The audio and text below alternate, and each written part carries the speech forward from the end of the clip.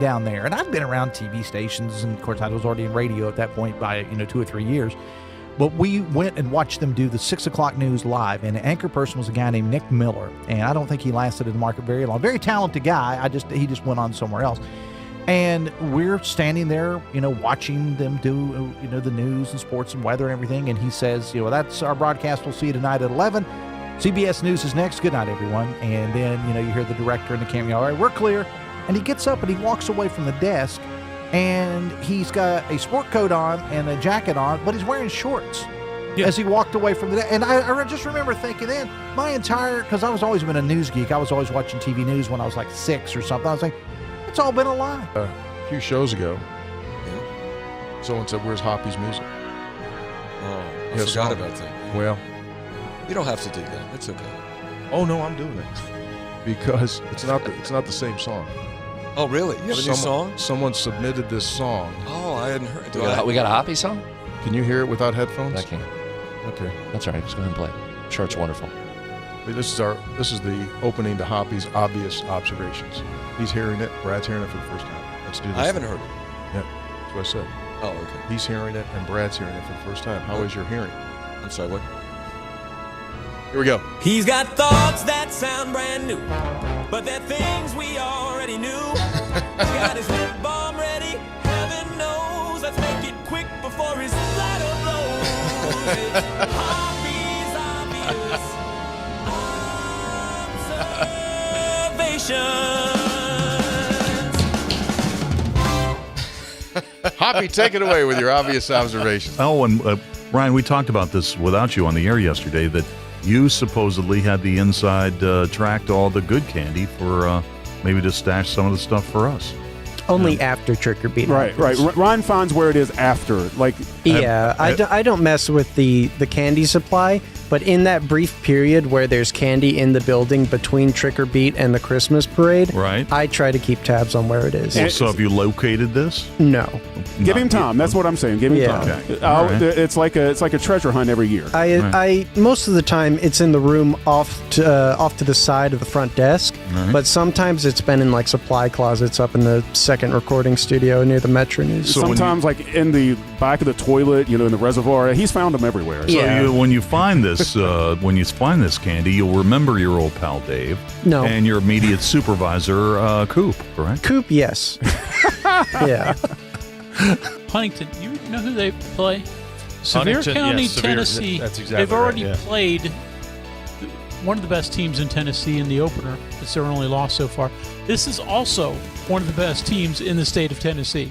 So I don't know what they're going for, a CFP playoff spot or what they're trying to do down there in Huntington, but they're challenging the heck out of themselves. Does it ever feel like 24 years? Do you ever sit back and think it feels like, sometimes I can't believe it's been 24 years, and I just think it feels like it's been a lot less. And then there's other times I think, yes, it's only been 24 years? Yeah, same thing. I would love to go back, and I don't think I have I know I don't have any way to doing it. No, I don't want to go back and hear the first show. I would.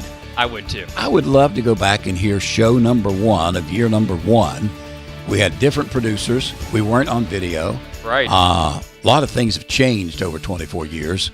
But yeah, sometimes I think I'd like to go back and say, you guys never got any better at all. So as he approaches the tee and blasts one, a low line drive.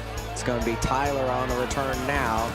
And Tyler up the middle, trying to break a tackle, gets outside, look out, another big play, Tyler down the sideline, he will score, touchdown Frankfurt, they answer right back.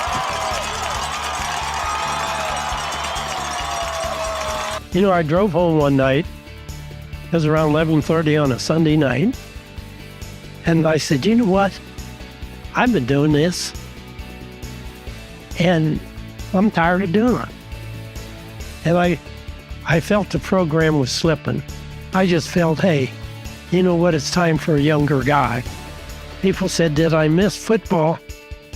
I was busy and I didn't miss it. No, I missed Saturday. I'd go to the game and, I'd just sit up there and kind of wish I was going to do this or that. But I didn't miss all day Sunday. I didn't miss all day Monday and all that preparation.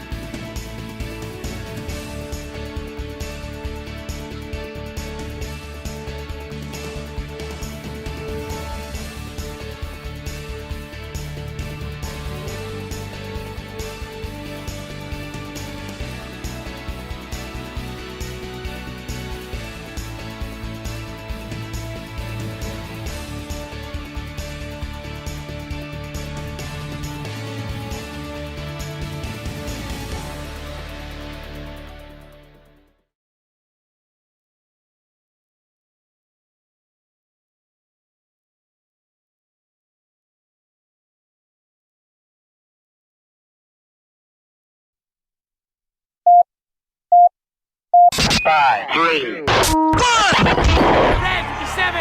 Red 57! Hot, hot! I don't believe what I just saw. Bill McKenzie kicks a 38-yard field goal on the final play of the football game. 5 seconds left in the game. Do you believe in miracles? Yes! It is a great night to be a Mountaineer wherever you may be. From the home of the state's land grant institution, inside the Health Plan Studios, in the Dale B. Miller Building in Morgantown, it's time for the state's most listened to sports talk show. This is the CityNet Statewide Sportsline. CityNet, cybersecurity experts for the digital age. And now, across the state of West Virginia and beyond, Sportsline is on the air. And we're with you live, Morgantown, August 16, 2026. Travis Jones along with the coach, Greg Hunter. Welcome in to the Sunday Night Sportsline presented by CityNet from the Health Plan Studios as we wrap up another week of sports conversation across the Mountain State and continue the march to the start of the football season. We are officially 2 weeks away now from our annual prediction show coming up 2 weeks from tonight. And we will, of course, take your predictions for those 2 solid hours coming up 2 weeks from tonight. So season is quickly upon us. Mountaineers completing their first full-blown scrimmage yesterday at the stadium. Coming up in our second hour, we've got full reaction to that from head coach Rich Rodriguez. We'll focus primarily in on the running back position. Cam Cook, Jeremy Latimer both met with the media, as did Rod West. We'll hear that coming up in the 7 o'clock hour between, now and then, and now and the end of the show. Your texts at 304-TALK 304, 800-765-8255.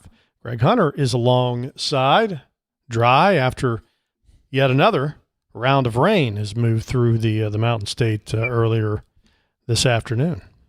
Boy, have we not gotten it the last week or so? It's been historic, right? Rainfall this summer. Yeah. I mean, incredibly hot in July, and now August has been wet. So we'll see what September brings when Mountaineers take the field. So, but boy, as you said, prediction show quickly approaching, season right on the heels of that. This thing is moving right along, and West Virginia is in their football program moving along with it. I mean, school starts at WVU on Tuesday, so no practice today. Tomorrow, I guess, technically is the last of the fall camp practices for the Mountaineers. And, though, again, we've talked about it so much, camp is not what camp used to be in terms of, heck, they even have days off. You don't do 2-a-days.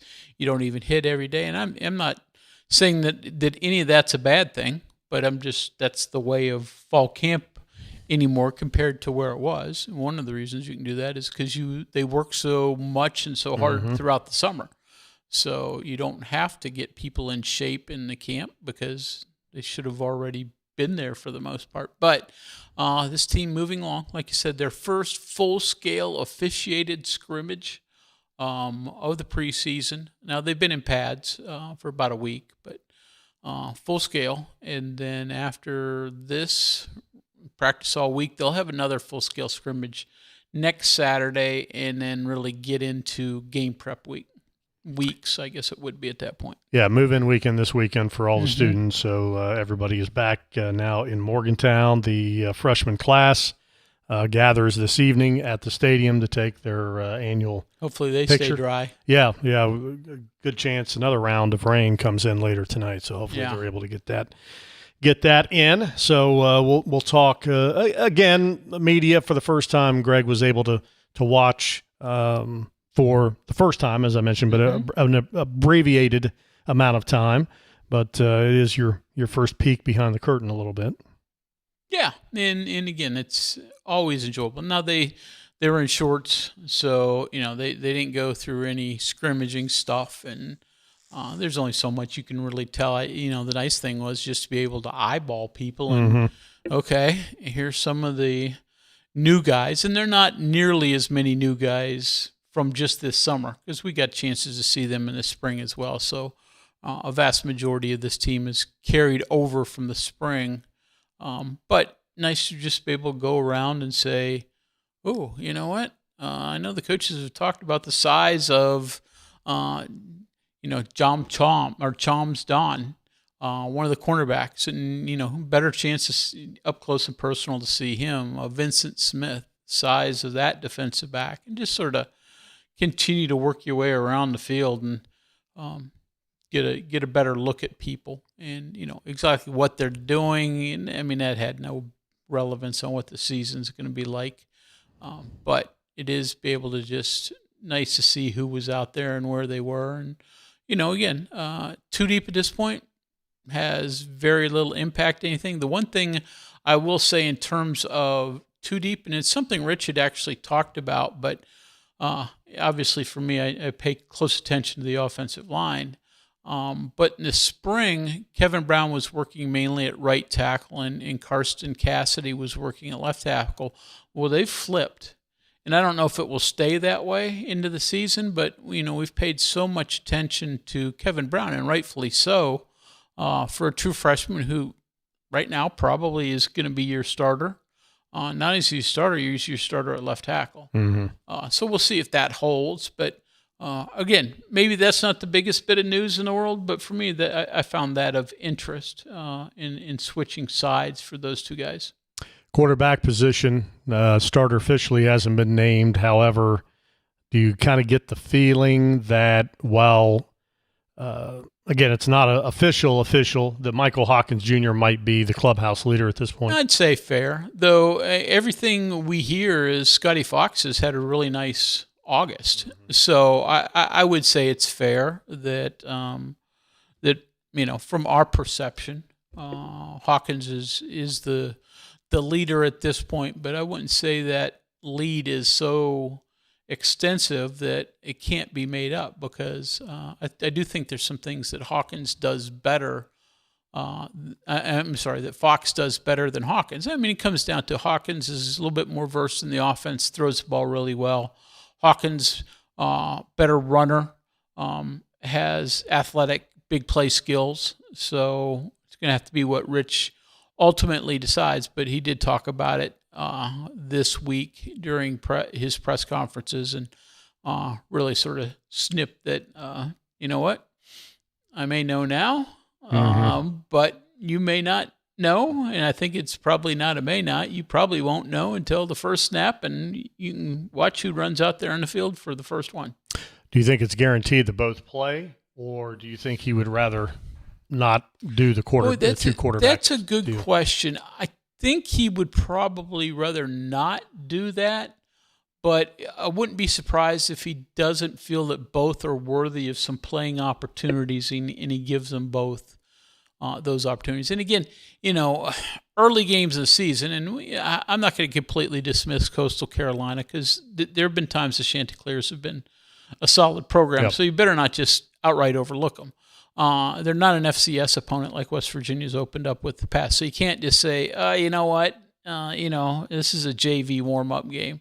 You better do a little bit more than that. But I do think that, you'd like to get a lot of guys action in these first two games.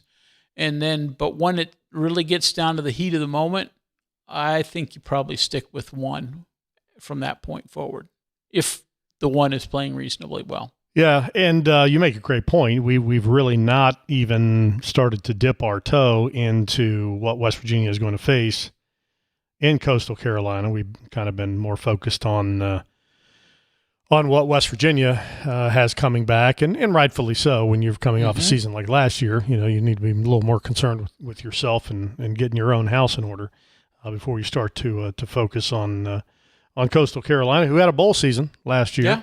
Lost in Shreveport to Louisiana Tech, and had wins over Marshall last year and App State, who are two of the best teams in that conference. They did get drilled by Virginia and East Carolina, but as you remarked, most years, a lot of years, Coastal would roll in here and you wouldn't really be too concerned and expect to come out with a 42-7, 42-14 type victory. As we saw last year with this team in the season opener, it was closer longer than you would like for it to have been. No, and again, I mean, West Virginia just did 4-8, just wasn't a great football team last year. And are they better this year? I do think they have more talent, but I'm not going to sit here and say they're so markedly better that this thing's going to flip and you can't, you can just roll by anybody you see. I think every game is going to have enough challenges, especially if West Virginia hasn't improved in those areas that they were obviously poor in last year. And I think they have. But again, don't know it till you actually get out there in the field. And we know openers are always fraught with danger from mistakes you make that you don't make most any other point in the season. So, again, better take care of that one. But I would think, okay, if indeed all things go as you want, in that game, in the first two games, Rich does what he has talked a lot about, and that's play a lot of people. He wants to do that in every game, but I think especially those first two. And again, we know the days of redshirting are gone. So, I mean, usually these are the games that you would play a lot of people in anyways, but it's especially true now. There's no use holding anybody back any longer. It's interesting. I saw an article this weekend, and I meant to save it, and Twitter refreshes, and I couldn't find it again. Talking about tempo in college football and how it's slowing down. Going back, that trend's kind of over. Yeah, and teams are going back to more huddling and time of possession and those type of things. I mean, there's still going to be. The outliers like West Virginia, where pace is key. But to me, that was I took that, looking through gold and blue glasses, I took that as a sign of good things to come for West Virginia, because as we've talked about on the show, I always feel like West Virginia is the best when they're kind of doing something that nobody else is doing. And if you get defenses now that instead of playing, tempo opponents 8 times a year, they're facing them 2 or 3, then you got to have a little bit of advantage there, I would think. Yeah, it's my thought. Yeah. Exactly. I think it's always been best when West Virginia, whatever the sport, we've seen it in basketball at times, and certainly in football when they do something a little bit unusual that others aren't used to. I think that's a benefit for West Virginia. So if that indeed holds to be the case, around, especially within the Big 12 teams, because I think traditionally Big 12 runs at a faster tempo than most other leagues.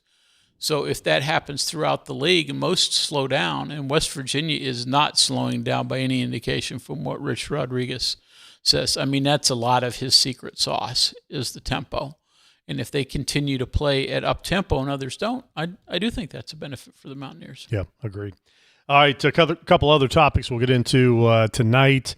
Roster, there was some weekend news on football roster about a guy coming back. There was another guy that we thought might come back, but in fact, it looks like he's done playing football. We'll touch on that.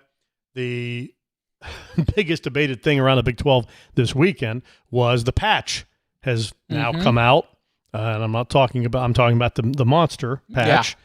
Is made its debut apparently this weekend on all the Big 12 uniforms, and to say that fans are not thrilled would be an understatement. So we'll discuss that. I'll ask you one thing before you move into it. Have fans ever said, "I love that. This is a change I'm all for"? No, but I do think West Virginia, and we can talk about it now. West Virginia's patch has a black background with the Monster Energy, claw mark, and they all have black background. I guess the Big 12 color, the logo color, can change to match the uniform. So the one that I saw was on the blue jersey, so it had the gold Big 12, and probably a little bigger than I was hoping that it'd be. It's a little more intrusive than I thought. Look at Kansas. Kansas, here I screenshotted Kansas. Okay. It looks terrible. I mean, it's completely out of, matter of fact, it looks squeezed to be able to get it into the collar line, and it's almost touching the top of the K. So it just really looks out of place to me. But, this is going to be this is going to be a topic all year, I have a feeling. There you go. Does the check bounce? Well, don't know. As long as the check cashes, whatever. I understand. Probably not, but uniform is, people love talking uniforms. Yeah, I know. And I've said many, many times it's about as far down the list of topics that concern me as anything. But, if people can opinion on anything, and if they want to check in on the text line, give us their thoughts. And West Virginia's, patches have now been on public display. So people like both. Doesn't bother me. But well, the next thing's going to be the gym floor, the arena floors, because that logo is coming soon. And I've already seen that it's out in a couple. They've already redone a couple of floors. So that'll be another widely debated whether or not or how it looks, the design and whatnot. It was on is it NASCAR? The West Virginia Grand M Fingers. Yeah. What level Craftsman. is that? Craftsman truck? Craftsman truck. Yeah, Okay. they're in Richmond. Actually, they got rained out Friday night, ran Saturday. He ran 5th. Did he? Yeah. Okay. Yep. So it looked good. Yeah. Mm-hmm. The flying WV and a gold and blue paint scheme on it. So it did look good. All right, we'll take a break. 6:22. Sportsline continues. Text lines open. 304-TALK 304-800-765-8255. Answering a text or phone call while driving. Seems pretty harmless, right? But in the 5 seconds you took your eyes off the road to respond, you missed the girl riding her bike across the street. You missed the dog who darted into the road. And you missed the stop sign. And while it was just a ticket this time, it could have been worse. In fact, more than 700 people are injured in distracted driving crashes each day. Keep yourself and others safe. Don't drive distracted. Just drive. This message was brought to you by the West Virginia Governor's Highway Safety Program. Hey, this is Brad Howe for your local internet provider, CityNet. For years, rural communities in West Virginia waited for reliable, high-speed internet. Now, fiber is most likely at your front door. Public investment helped build the opportunity, and CityNet delivered the service to homes and businesses just like yours. With free equipment, free installation, no contract, and local support you can count on, switching to fiber has never been easier. Fast downloads, smooth streaming, better connections for work, school, and everyday life. When it's high-speed internet you need, CityNet.net connects, protects, and perfects. We are there for you, to care for you at the health plan. We are here for you. It's good to have options for your family or employees. Rooted in your community since 1979, the health plan is your trusted partner. Get flexible coverage, exceptional support, and competitive rates. The health plan, we are here for you. Live from the Health Plan Studios, the CityNet statewide sports line returns in 2 minutes on MetroNews, the voice of West Virginia. Football season begins right here on Metro News Television. Join us Thursday, August 27th for the 2026 WVSSAC kickoff game. Presented by the Army National Guard. The Cameron Dragons battle the Clay Battelle Seabees live from Blacksville. Don't miss the first kickoff of the new season, the 2026 WVSSAC kickoff game. Thursday, August 27th at 7 p.m. Pre-game coverage starts at 6:30 p.m. Powered by GoMart, only on Metro News Television. Across West Virginia, connection begins with fast, reliable fiber internet. Connecting overlooked communities to what matters most. Protecting businesses with managed IT and advanced cybersecurity, backed by local experts. Perfecting technology experiences while investing in West Virginia's future. CityNet, built and supported by West Virginians, for West Virginia. I think many people have a misconception that all that we do is infertility care, and that's not the case. Reproductive health matters whether or not you're trying to conceive. So we can be dealing with endometriosis, ovulation dysfunction, PCOS. You're getting linked up with all the specialties that you need to optimize your care. And being an advocate for your reproductive health is important. The most rewarding times that I have is when I'm empowering people to take control of their health. Need a truck that's ready for work, weekends, and everything in between? Right now at Dan Cava GMC, get up to $10,000 off select new GMC Sierra 1500, or save up to $4,000 off all new GMC Canyon Elevations, offering bold styles, advanced technology, and everyday practicality. Come explore our all-new GMC Yukons, built for busy families and big adventures. All this and more at Dan Cava GMC in Bridgeport. Shop the world.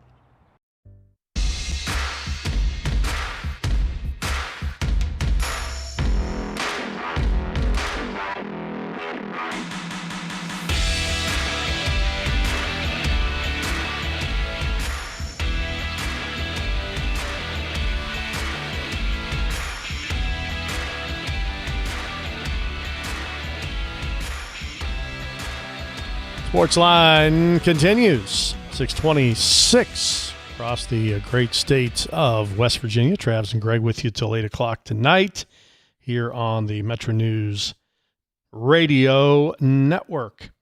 A couple of updates on Mountaineers playing this weekend in preseason games. Steve from Philippi pointed out that Beanie Bishop had a great game yesterday for the Bears. He did. A couple of picks against the Brownies. Garrett Green also had 4 catches, 54 yards against the Jets. That was the good. Yeah, team's leading receiver for the Bucks in their first preseason game. C.J. Donaldson with the Saints got playing time, and Jeff Weimer with the Chiefs also got playing time. Chiefs yesterday. Good for them. I know they're about 18 or so former Mountaineers that are ask you how many NFL camps. Now, again, we know that number gets cut way down, as a lot of those guys that you just talked about, they're definitely far from a sure thing as to making rosters. I mean, there's some we know. I mean, it's the Zach Frazier, Geno Smiths of the world are definitely locked in, but there are a lot that aren't. So we'll see what the final number is. But hopefully it remains strong for those guys. But yeah, I mean, just 1 year here with Jeff Weimer last year, but boy, I really enjoyed opportunities to deal with him. And, of course, Garrett spent a lot of time at WVU. He's one of the last ones that feels like had a lengthy career, and now with the position changes, caught on with Tampa Bay last year and trying to make even a bigger mark this year. Texter says, does Beanie actually get credit for 2 interceptions because it came against the Browns? Yeah, and the one was thrown. I mean, it was like he was the receiver. It was so overthrown right to him. But yeah, he you don't turn those down. No, you don't. Right? Nope, not when you're trying to make the squad for sure. All right. Speaking of Coach Hunter, a couple of football notes in terms of guys that weren't going to play, now are trying to play. One was going to play, and now he's not. Yeah, so this all goes back to the whole, fifth-year player and the lawsuits that, to this point, are allowing those that weren't previously eligible to be eligible for one final season. And this is basketball, football, whatever. And, Brennan Lorient announced earlier in the week on the basketball side of things that he's going to come back to the Mountaineer men's basketball team and join them. Now, all these are still have to, the courts can't turn this around on you. So I guess there's still a little bit of wait and see in each of those regards. So that happened midweek. Then on Thursday night, WVU football revealed that 2 players from last year's team, tight end Jacob Barrett and defensive back Jason Chambers, also were going to return, as they called it, to team activities. So in other words, start practicing with the team, and then, if the ruling holds true, be eligible for games. Well, then on Friday, when we were out there watching practice in the morning, I was like, hey, there's Jacob Barrett. He's running around coaching. And he had been a graduate assistant coach with West Virginia since the end of last season. So later that day, Rich, in talking about and asked about those 2, and to be honest, it sort of slipped by me initially what he was meaning with Jacob, but when you go back and listen to it, said Jacob is going to concentrate on coaching and getting his master's degree, Didn't say he wasn't going to play, but that was the indication. Should have been able to read those tea leaves. That was my mistake at that regard. So Jacob Barrick is not going to move forward. He's going to be a part of the program as a graduate assistant, but he's not going to play. Jason Chambers is going to attempt to play as long as the courts don't overturn this opportunity. He started all 12 games for West Virginia last year. It was a transfer in from Appalachia State prior to that. Has a ton of experience. Is he ready to step in and be a major contributor, a starter again from day one? Have to wait and see. I mean, I think the coaches have addressed this. The one worry you have about them, especially for those, like Chambers, what's he been doing in the 8 months since in terms of, is he in condition? It's easy to sort of, I'm going to run by the gym and keep myself in a little bit of citizen shape, but that doesn't mean I'm football shape. So we'll see where he is and how quickly he can ramp up to where he needs to be. Obviously, he understands the scheme, knows what to do. Doesn't hurt you to have that additional depth at that spot, which is admittedly a questionable area for West Virginia with so little returning experience there. So I think it's positive. Rich did say after that they're going to continue to look, and maybe there's a possibility of another one, more probably a person who would transfer in, but that would take a whole nother lawsuit situation because the courts had initially said transfers weren't allowed in this regard, at least those who weren't in the portal previously. So we'll have to see about that. And he said, and if we don't find anybody that way, maybe we'll have a student body tryout and open it up and see if there's a person or two within the student body who wants to come out and can make the team and be a member that way. So, again, those are sort of the news of the roster changes that was delivered on Friday. Yeah, if you remember, Chambers had announced that he was going to seek an extra year and transfer. Yeah. Now, again, because he's not looking to do that, you would assume that legally it looks like if this does hold up in court, no matter which court you're looking at, the Denver or locally, that transfer portion of it is not what is a part of the appeal. Yeah. So, he would need one less lawsuit to go his way.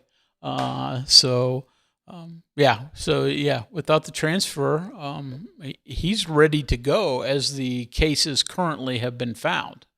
So, now again, does an appeal process flip that over? Can't say it's not a possibility, but right now, he's going to get out there, participate with the team, and then, with practice, and then we'll see September 5th. By that point, hopefully this thing's decided for Brennan Lorient, who's in a similar situation, and anybody else elsewhere who's facing also such a dilemma. Let's see. Adam in Cheat Lake asked, is Chambers a safety or a corner? Corner. Played corner. He started all 12 games at corner for West Virginia last year.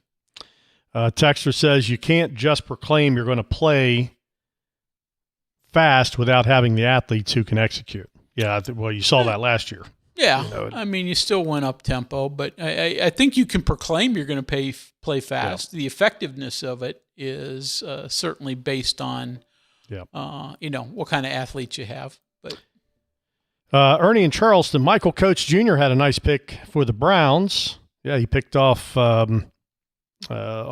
boy from the Eastern Panhandle, Tyson Bagent. Oh, okay. And then I believe he got injured late in the game and left the game. Okay. Did coach. Good for Michael. Yeah. Again, very unusual story. Ended up played, last year at West Virginia. He was the other starting corner opposite Chambers. But if you remember, didn't play high school football. Like a year after high school, he'd been working in like a local arcade. I think it was Mississippi or his hometown. Mm-hmm. He said, I'm going to go to junior college. This isn't the future handing out tokens to the batting cage. So handing out spider rings. Yeah. So went to a junior college, tried out for the football team, made it, and from there got an offer to FBS program, then eventually transferred to West Virginia, and now is in an NFL camp. Ernie also says the Brownies have Rex Sunahara, Mm-hmm. long snapper, and had Reed Carrico in camp. Go Browns. He says we've got to be good again sometime, right? LOL. Is Reed not with them any longer? I'm not sure. Now, Rex has been with them for a little while. I mean, he was their starting long snapper for the Browns last year. So Rex, who'd been fighting to get a final permanent, full-time roster spot in the NFL for several years, had gone through UFL and had been in practice squads, all those type of things, finally made the active roster with the Browns all of last year. West Virginia actually has 2 long snappers in the league that, are active. He and Austin Brinkman, who is with the Houston Texans. Carrico's waived on August the 7th. Okay. Texter, I thought their punter from Australia wanted to come back. Well, we can all want a lot of things. Doesn't mean you have a roster spot. West Virginia's got a really good punter. Okay. Brian Hansen. I know he had said that, or sort of given a little hint in that in social media. Did Oliver Straw, and what a great kid. But I think West Virginia didn't. It doesn't seem like they're real interested in filling one of the precious roster spots with him. Greg and Lake Norman, could the new Big 12 logo look any worse than that gator on the Florida helmets? That logo looks like some kind of green bug was squashed on your windshield. The operative color with the Big 12 logo, however, is green, as in money. Not saying I like it, but that's what matters most, I guess. And that's right. It says, as long as the check clears. Yep. It's, I guess, the ultimate thing that matters. Texter writes in wanting to know a couple of things on conference college realignment. One, do we and or do the other schools come to the Big 12? Do we or do the other schools come to the Big 12? Are you talking about getting new schools maybe? And what about the rumor of West Virginia going to the SEC? Oh. That rumor's been out there for 20 years. And yeah, maybe longer. I mean, again, I'm the last one to say that there's not going to be any conference realignment, because every time we anoint that, this is finally settled, something happens again. But, I don't see anything in the short term, though this whole Protect College Sports Act does sort of set the stage where you have to make some moves quickly or not at all, the way I understand it. I don't think they're major moves ahead, but, every time these have happened, it sort of caught me by surprise, so what do I know? We'll find out. Again, as you mentioned, the College Sports Act passing, if in fact it even comes to vote in September, will go a long way in at least potentially weakening the ACC. All right, 6:39. We'll take a break. More text coming up. 304 Talk 304. Sportsline on the air, and we're back in a moment. Hey, this is Brad Howe for your local internet provider, CityNet. Fiber is now at your front door, and even in rural areas and communities across West Virginia. Thanks to broadband expansion funding, your tax dollars helped make it possible. And CityNet turned that investment into real connections for local families and businesses. Now, you can get blazing fast fiber internet with free installation, free equipment, no long-term contract, and local customer support that's always close to home. Don't settle for slow or no internet for another day. When it's high-speed internet you need, CityNet.net connects, protects, and perfects. We are there for you, to care for you at the health plan. We are here for you. It's good to have options for your family or employees. Rooted in your community since 1979, the health plan is your trusted partner. Get flexible coverage, exceptional support, and competitive rates. The health plan, we are here for you. Live from the Health Plan Studios, the CityNet statewide sports line returns in 2 minutes on MetroNews, the voice of West Virginia. The best selection of WVU apparel is at Daniel's Men's Store. Exclusive designs you won't find anywhere else. Stylish, sophisticated, and unmistakably Mountaineer. Shop in store or online at danielsofmorgantown.com. You own a boat because you love spending time on the water. Choose the outboard that allows you to make the most of it. Honda Marine's legendary reliability, ease of maintenance, and powerful performance keep you going strong. And they're all backed by the peace of mind protection of the industry's best limited warranty. Visit your Honda Marine dealer today and find out why it's more than an engine. It's your time on the water.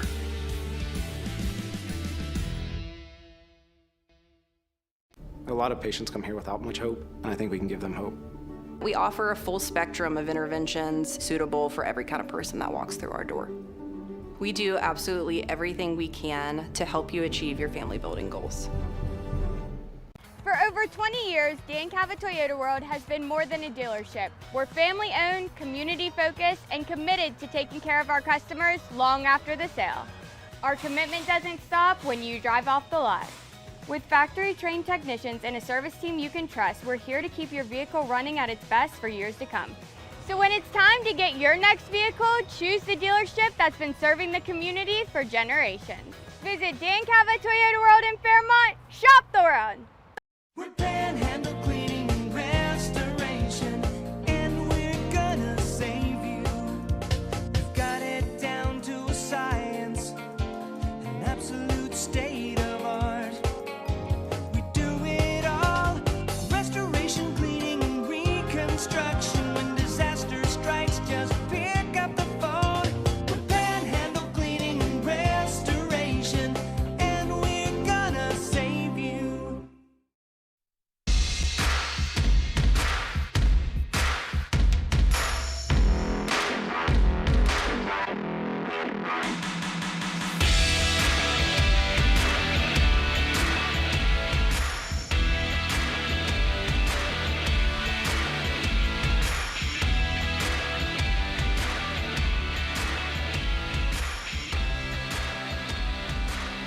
All right, Sportsline continues, 17 till 7, 304-TALK 304 is the text line. More texts coming up in just a couple of moments. Matter of fact, we'll take one here. We've got a couple of questions about players that were signed but are not here. Coach Hunter, Sir Paul Cheeks, the running back from Richmond, Virginia. Also another texter says, I noticed that the player from Niceville, Florida, isn't here, and I'm assuming they're talking about Robert Oliver, the offensive lineman. Okay. So Robert Oliver is here. Now, he lists his hometown as Tucson, Arizona. Okay. Spent his high school years, though, in Niceville. Good-looking wide receiver. So very much part of the program. Is on the roster, but if you looking at hometowns, it's because he lists Tucson and not Niceville, though he played high school in Niceville. Sir Paul Cheeks, the most over-talked about person who's never attended a West Virginia, practice in history. He's not here. He hurt his knee last year. Now, come on. Tavita Fanal has that. Okay. Come on. No, he was here at least. Tavita, I don't know. Well, he was seen walking around the stadium, right? I talked to him outside the... It was like Bigfoot sighting. But, I talked to him outside the Pushkar Center at one point. And his wife and little baby. Cute kid. I'll give you Tavita. But anyways, Sir Paul Cheeks, I don't know if he ever plays at West Virginia. So I don't know if the injury is just that severe or what. Okay. So you get a couple of internet people who have no idea what the program's about, mention it, and all of a sudden it takes off. So, all right, walk-on tryouts just announced. By the really? Way. See? Yep. This Thursday, Okay. August 20th. So all interested players must fill out a form and then be at the indoor practice facility at 5:45 on Thursday. You must be currently enrolled at WVU. AM, PM? PM. PM? Yeah. I see a lot of times those things have been about dawn because you want to see who really wants to do it. Right? That's true. That's good. That's a good point. So, we both have to enroll, but we'd have time. You want to give it a shot? My back says no. Yeah, my eligibility's out. I don't think I qualify for the 5-for-5 rule. Mike in Scott Depot How does this year's receiving group stack up against last year's? Also, what's your opinion, Coach Hunter, on Amari Latimer at running back? I think Amari Latimer is going to be really good. Now, I mean, I'm glad that you have a Cam Cook as your number one, and you don't have to depend on a true freshman to be, the horse back there. But I think he's in a perfect role as a number two who's going to see plenty of action. Big kid, downhill runner, but has enough of a twitch and enough speed that he's more than just a power runner. I think he's going to be really, really good. So again, time will tell.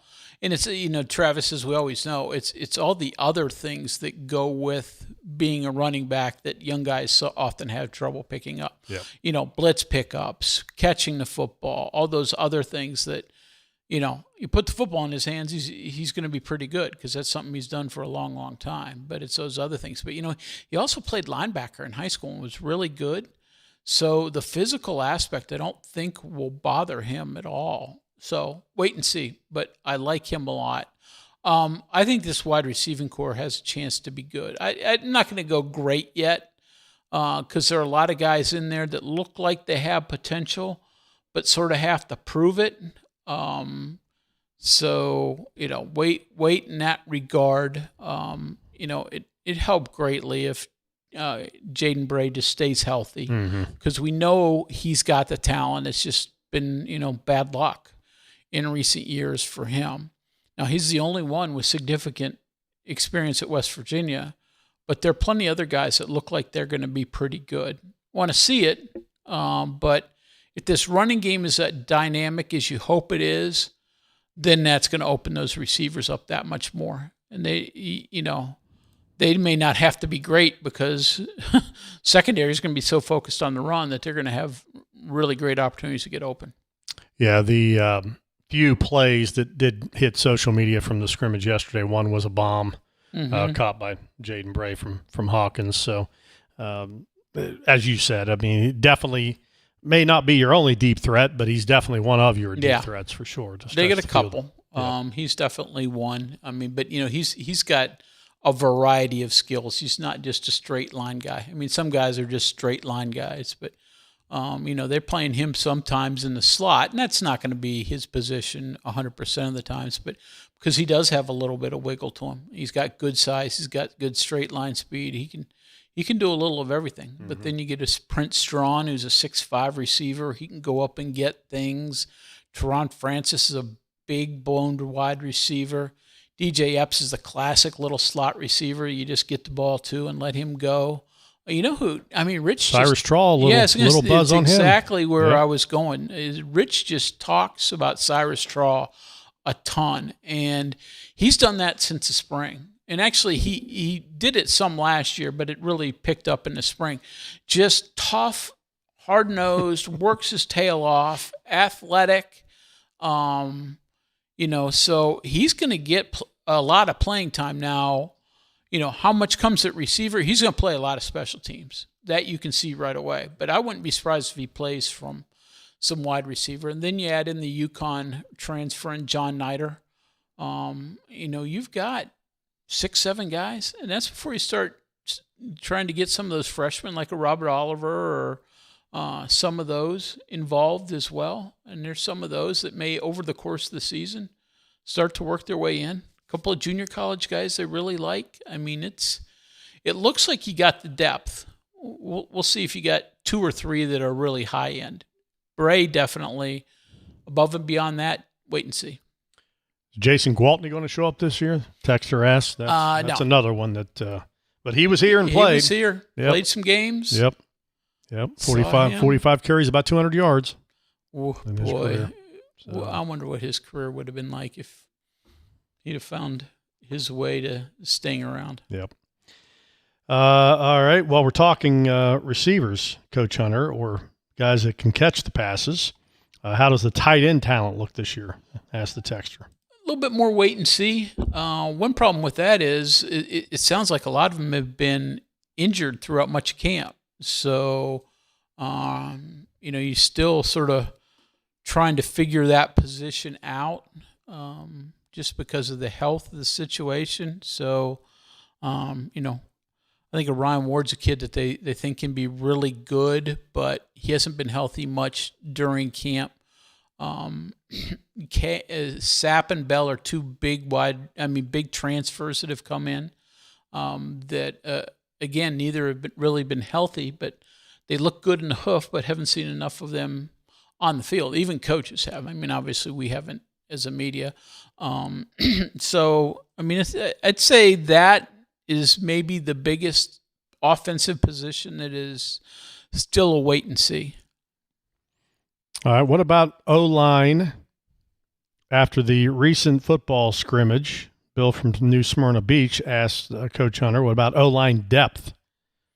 I know that's obviously one of your big question marks heading into the season. Now, again, we didn't see yesterday's scrimmage, so I can't give you any evaluation on. Well, I mean, not only depth, but there's questions with let's start with the first much group. Less the twos. Yeah. But again, I've said before, I think this offensive line, everything is on paper right now, right? So let's make that very obvious. I think on paper, the offensive line may be the best group West Virginia has, because there's enough depth that leads you to think, okay. And I mean, most of this all over from the starting unit through much of the two deep are guys that have played a lot of college football. Mm-hmm. May not be a ton at West Virginia. I've used the number several times now. West Virginia on this year's offensive line has offensive linemen who have played 126 collegiate games. Okay, now we're talking, Nick Cray played a lot here last year. Landon Livingston played a lot here. Karsten Cassidy, coming from UConn, played a ton. The two Jack State transfers, Wes King, Devin Voss, all these guys have significant major college football experience. Last year at this point in time, West Virginia had 29 career games amongst those. So, I mean, it's just night and day the difference in what they have now and the experience they have compared to last year. And again, it's, a lot of it's transfers. Most of it's transfers other than a couple. So those games played weren't necessarily at West Virginia, but they've played college football and made fairly major college football. So you feel pretty good about what you have. I think Wes King is coming on. He's a transfer from Wyoming that they really feel is going to solidify the center position for them. They got a couple of other guys there, but I think that's the guy that ultimately is going to be your center. Kevin Brown, who we've talked so much about, as one tackle. Karsten Cassidy at the other tackle. Bubba Grayson, one of the Jacksonville State transfers, at a guard, and Nick Cray at a guard. And then behind them, you got 4 or 5 guys that have played a lot of college football. 4 guys that have played a lot of college football. They're going to be, maybe they're backups. I don't know how much they rotate in. But now you're talking about Livingston and Malik Agbo and Cam Griffin and Devin Voss. So you're feeling pretty good about what you have there. A whole lot better than last year. All right. Up against one. We'll take it here. More text coming up. Rich Rodriguez, we'll hear from him in our next segment as he breaks down the scrimmage from yesterday. Back in a moment. Answering a text or phone call while driving. Seems pretty harmless, right? But in the 5 seconds you took your eyes off the road to respond, you missed the girl riding her bike across the street. You missed the dog who darted into the road. And you missed the stop sign. And while it was just a ticket this time, it could have been worse. In fact, more than 700 people are injured in distracted driving crashes each day. Keep yourself and others safe. Don't drive distracted. Just drive. This message was brought to you by the West Virginia Governor's Highway Safety Program. We are there for you, to care for you at the health plan. We are here for you. It's good to have options for your family or employees. Rooted in your community since 1979, the health plan is your trusted partner. Get flexible coverage, exceptional support, and competitive rates. The health plan, we are here for you. Live From the Health Plan Studios, the CityNet statewide Sportsline returns in 2 minutes on MetroNews, the voice of West Virginia. For over 20 years, Dan Cava Toyota World has been more than a dealership. We're family-owned, community-focused, and committed to taking care of our customers long after the sale. Visit Dan Cava Toyota World in Fairmont. Shop the world. At Daniel's Men's Store, exceptional style begins with a curated selection and finishes with a flawless fit. When it's time to buy a suit, Daniel's is here to make sure yours is one of a kind. Discover tailored suits you'll only find in-store at Daniel's. Leading the efforts to build a stronger West Virginia, the High Technology Foundation has a proven plan to strengthen and diversify our state's economy. The I-79 Technology Park's high-capacity infrastructure continues to attract advanced federal operations that are driving economic growth. This keeps our young, educated residents in the state and brings West Virginians home. The High Technology Foundation, building a stronger West Virginia. Learn more today at WVHTF.org. I think many people have a misconception that all that we do is infertility care, and that's not the case. Reproductive health matters whether or not you're trying to conceive. So we can be dealing with endometriosis, ovulation dysfunction, PCOS. You're getting linked up with all the specialties that you need to optimize your care. And being an advocate for your reproductive health is important. The most rewarding times that I have is when I'm empowering people to take control of their health. You own a boat because you love spending time on the water. Choose the outboard that allows you to make the most of it. Honda Marine's legendary reliability, ease of maintenance, and powerful performance keep you going strong. Download MetroNews Television on your iPhone or Android. Search MetroNews Television in your app store. Create an account today to get alerts and watch all live and archived content. Download now. Touchdown!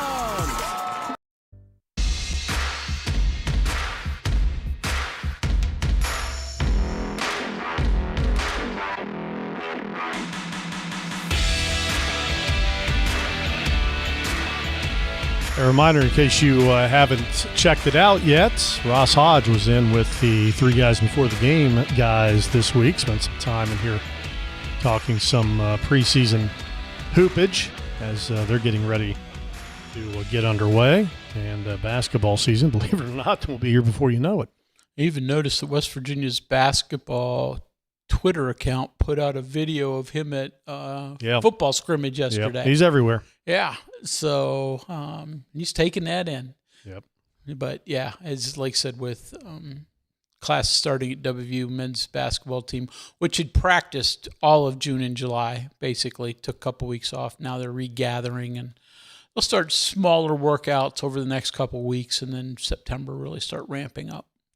Texter says the Intero patch isn't too bad, but I'm kind of afraid to see the liquid crack patch, talking about the Monster Energy patch. It's out there. So, I mean, you can find it. With the new 5-for-5 rule with no red shirts, wondering if the classes stay with a graduate or super senior for the 5th year, or do we just have first year through 5th year? You know, good question. I mean, talk about something that doesn't matter, that's concerned me way too much. Yep. But how West Virginia has done it, at least in their media guide, is the best way I've seen of doing it. And I'm still using freshman, sophomore, but it's sort of become moot unless you do use super senior. But then what do you call a regular senior? It gets confusing. So what West Virginia is doing in their media guide, for those that have seen that, they're going first, second, third, fourth, fifth. They're just using numbers to indicate year of eligibility. I think that's the least confusing and probably the way that all of us who do this should get used to. John, do you like that way, or would you rather freshman, sophomore, some sort of variation? No, I think 1 through 5 is fine. Don't you? Yeah, I mean that's the easiest thing to figure out. Yep, certainly. John in Cape Canaveral, Travis and Coach, I'm spending hours on end working on my prediction for the sometimes controversial, often misunderstood, but always entertaining annual statewide Sportsline prediction show, which, by the way, is 2 weeks from tonight, in case you missed that at the top of the show. John continues, I'm getting the mid-August giddy feelings with restraints. Should I get help, or is my giddy, while being a mild giddy, be rewarded? I mean, every year at this time, even in years where you shouldn't be optimistic, everybody's a little bit optimistic. We'll find out. I say it every year, so it's a broken record, but I do think this year is going to be a little interesting to see the gauge of optimism, or if there is more pessimism. Yeah, no, kind of a show me more type attitude. And that would be understandable if that indeed were the case. And as I've said before, I keep the yearly totals for about over a decade now, so I'll bring those in, and we'll be ready to figure out how they compare to past years. And John, I know you were kidding, but please don't spend hours putting this. Spend minutes like we do. It. Yeah. Usually we go on the air and Travis looks at me and goes, "What are you going to say?" So, is yours printed now ahead of the prediction show? No. Okay. Haven't done that in a few years. Put out this prediction. So good. I don't like to be influenced by you. Yeah. So I like that. Do you spend any show time at all? Have No. you thought about it at all? I think about it on the ride up here. Basically. Yeah, that'll be me too. If I had to predict the prediction show, I think it's going to be somewhere around 7 once it's all said and done. Fair. I think slightly bowl eligible will be where most people will land. And I think that's pretty acceptable. Yeah. Well, I will. When you're coming off of 4-8, if people are a little bit pessimistic, I can understand. But that's the nice thing about the prediction show. You're allowed to predict whatever the heck you want. That's right. All right, Rich Rodriguez met with the media following yesterday's scrimmage, and let's get his feeling on what he saw out there at the stadium. Okay, Greg.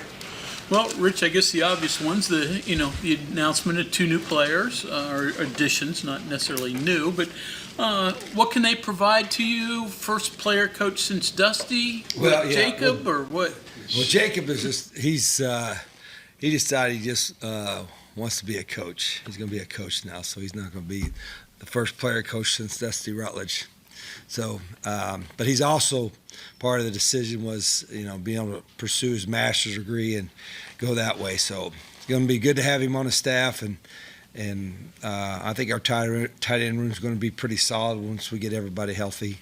And then Jason's been good. He's slowly getting into shape, and I don't know if anybody knows if that's going to hold up next week. I hope everybody gets some clarity on the eligibility of all those guys, but we'll find out next week. If they're eligible, which I know is an if, but I mean, can they help you this year? Jason was a starter last year for us and is a good football player, and he's in pretty good shape. I mean, he's obviously missed a few months with our strength staff and all that, but he's a smart, competitive guy, and he's played a lot of football, so he certainly can help us if the ruling comes out that way. What does it mean for others on the roster if, say, he's able to contribute? Got another good player. I don't know if you oversee it or not. I mean, we got 120 guys, and bring another good player, a good guy to the locker room, and we have I like where we're at with I think our players respect each other, and they all know the situation. Where do you think you are right now with your position battles, and do you like the competition you have between what you're dealing with right now? I think it's pretty good. I think we got a couple scrimmages or team periods that we got to really kind of solidify. I told the coaches, we look at the depth chart every day, but after tomorrow's scrimmage, we're going to take a hard look at it Sunday, evaluate where everybody's at. And I'm not really that concerned about who's 1 and who's 2. I'm more concerned, I guess, that is this guy ready to win with, or is this guy ready to win with? And you hope to have 2 at least 2 in every position that's good enough to win with. I do think there's a lot of competitive battles, like who's going to be the starter, and I don't mind the guys, the players understanding that, but as the coaches, we don't you're either a 1 or a 2. No, you just get as good as you can get and get ready to win with. How about distance between your backups in terms of talent and gap? Is it closer, you think? Yeah, I think there's more guys that probably that we can prepare that we can win with. You know what I mean? Again, I don't like there's other distance between a 1 and 2. Like I said, I just look at it as far as is he good enough to win with or is he not? And part of that plays on the player, but a lot of it plays on the coaches too. Is he talented enough if we teach him and get him ready that he'll be able to play? Like I said, I have a goal to play the most players in the country, but I won't play them just to reach that goal. They've got to earn that success, and I really think we are more competitive at all the positions, probably, I would say, than we were a year ago, which we should be. We'll be more competitive a year from now than we were this year. Even without Barrett, just give me a look at the tight end position. What do you think? Yeah, Ryan Ward's a solid guy. He was having a great summer. He's a little limited, but he'll be back here hopefully in a few days.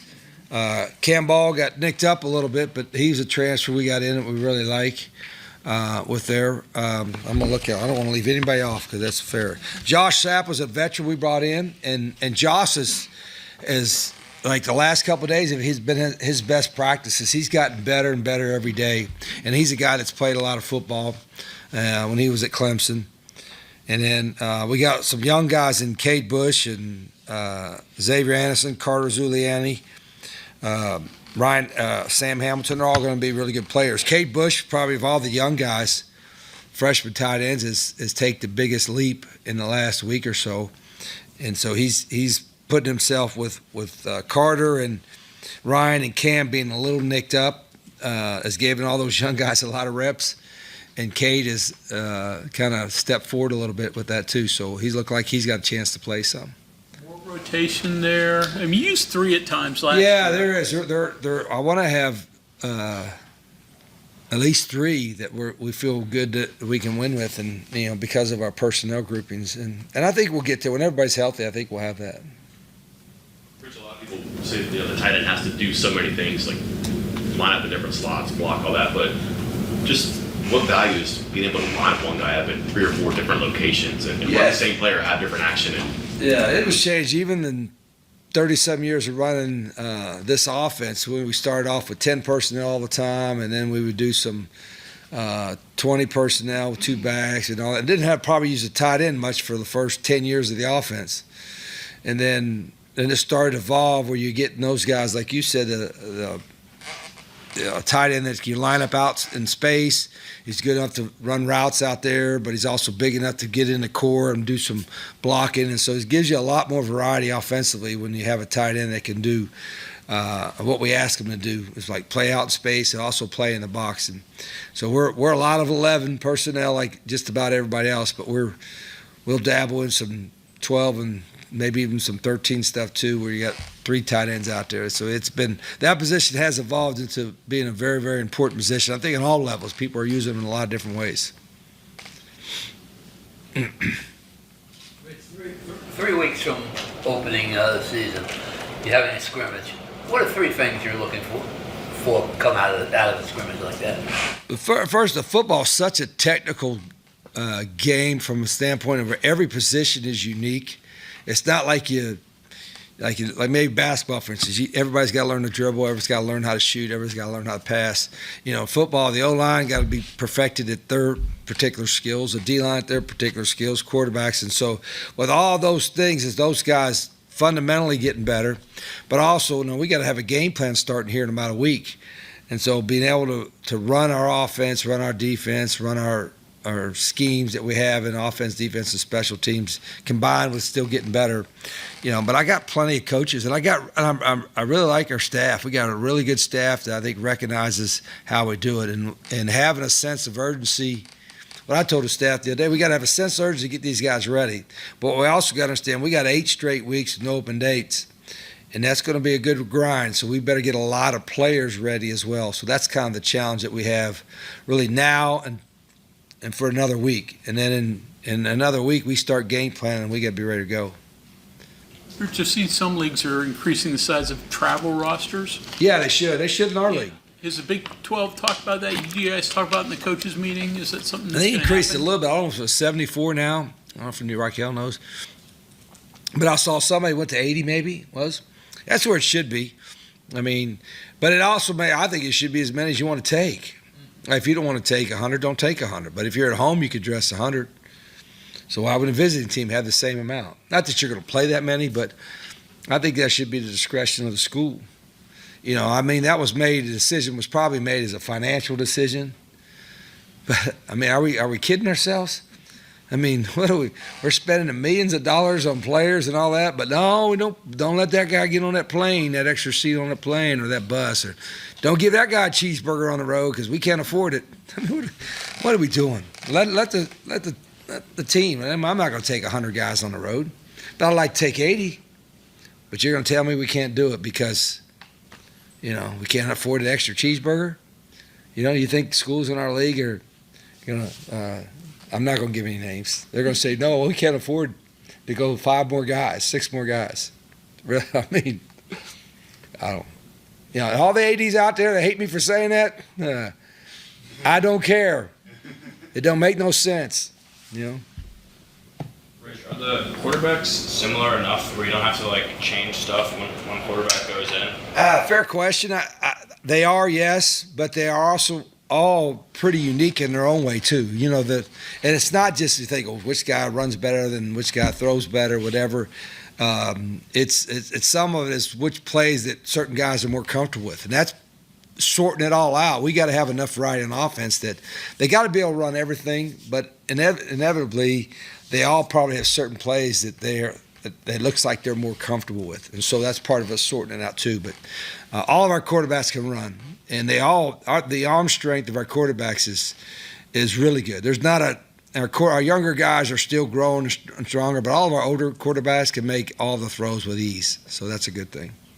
Behind Cam Cook at running back, what are your thoughts on the rest of that room, the importance of that room? It can't just be Cam Cook. Yeah, it's Cam's an experienced guy, but the rest of them hadn't played, so it's all new. It makes you really nervous, but I really think Jay's done a great job with them in the last few days.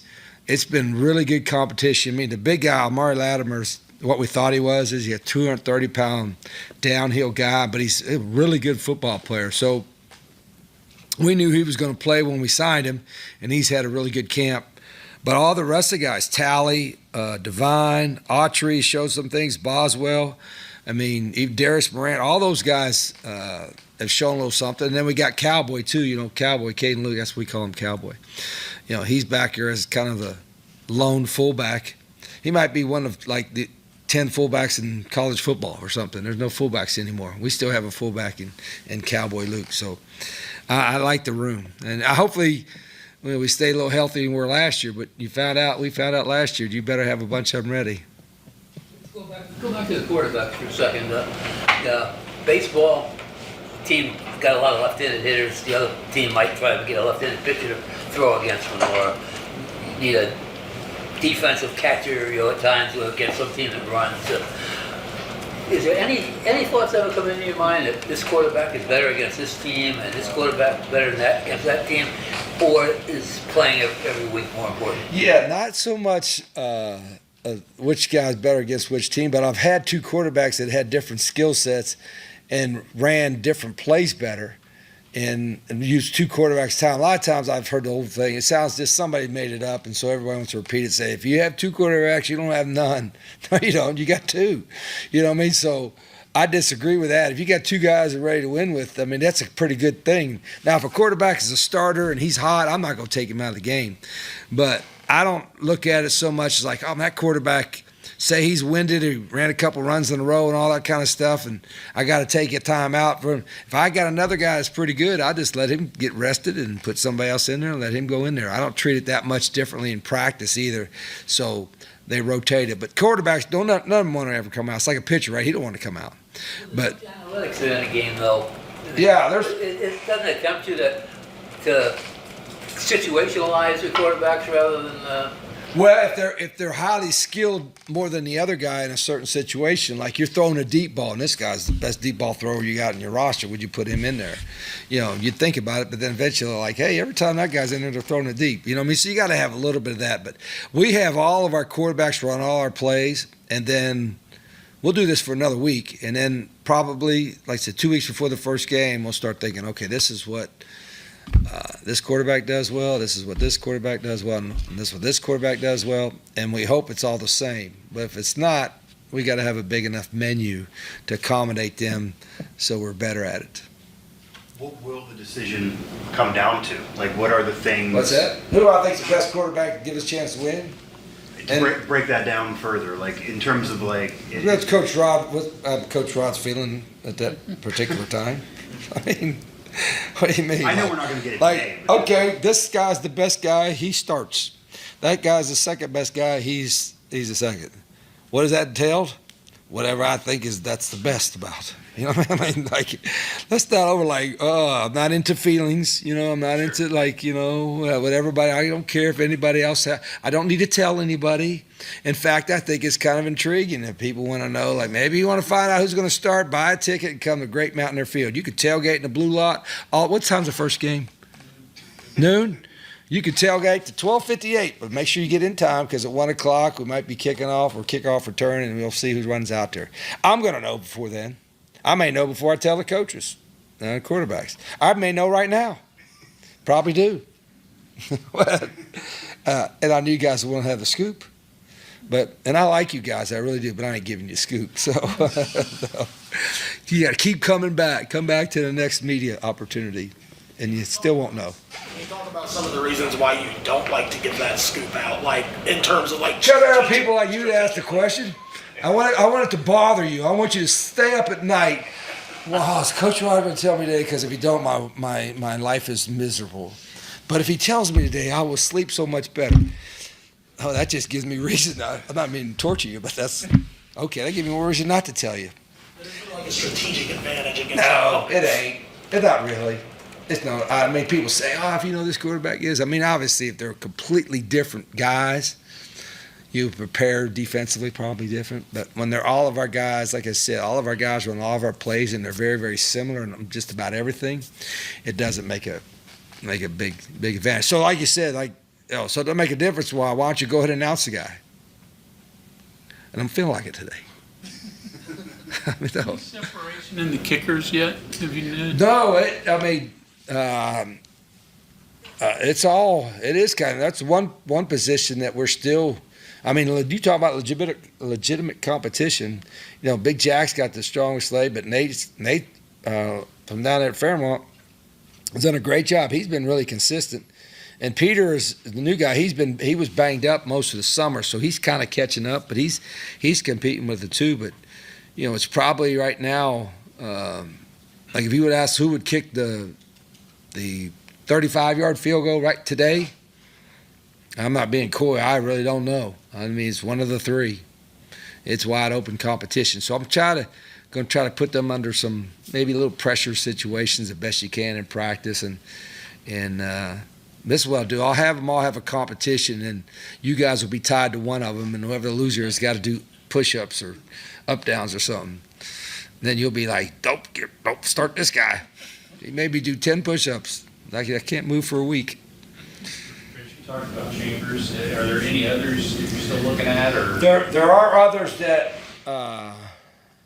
if the transfer thing comes through and you know you didn't have to be in the portal or what have you, there's a couple others that have played at other teams that are potentially eligible, but we really haven't pursued it much because I think it's just so much gray area. They may approve the guys that return to their previous school and not the transfers, but I don't know. I think there's something that might be ruled on the 17th, which is Monday.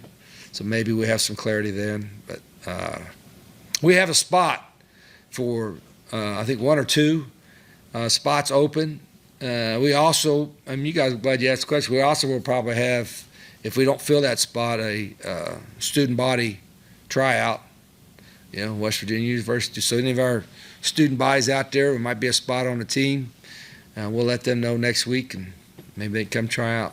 I've had guys that have student body tryouts wind up starting. What was the guy from Michigan, right? I think I had a guy that came to a student body's tryout and wound up being a starter. So you'll have an opportunity. We'll let you know that pretty soon. You got classes coming up on Tuesday. Are you going to keep them in camp mode, or are you going to Yeah, best we can. Saturday is going to be, we'll scrimmage a little bit. We're going to have a little family picnic, invited their families, and we might be feeding 450 people so you guys aren't invited.